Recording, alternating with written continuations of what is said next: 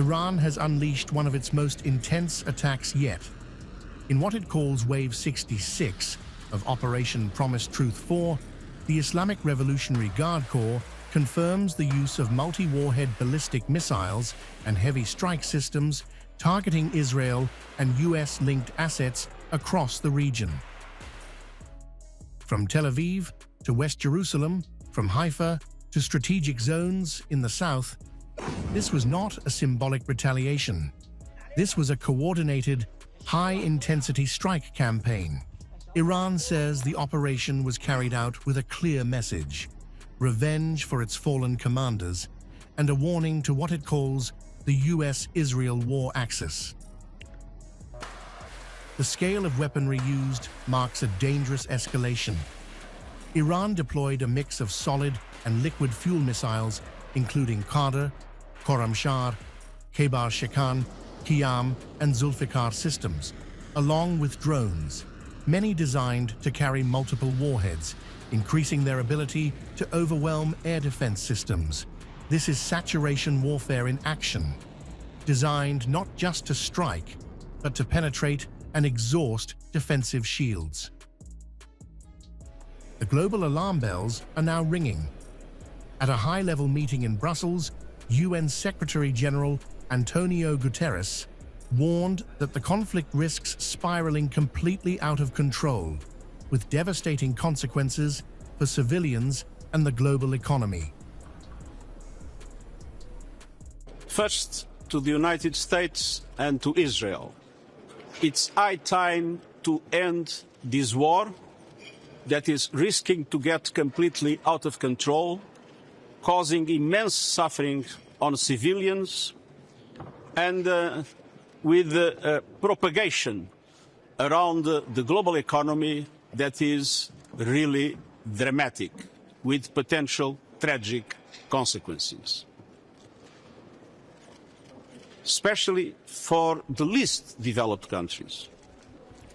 Second message to Iran: stop attacking your neighbors. They were never parties to the conflict. The Security Council has condemned these attacks, has ordered them to stop, as it has ordered to open the Strait of Hormuz. Iran claims these precision systems successfully hit targets across multiple locations, including areas linked to US military presence in the region. On the ground, the impact is already visible. In northern Israel's Shfaram, missile fragments and cluster-like debris struck residential areas, leaving 10 people injured and damaging homes, vehicles, and infrastructure.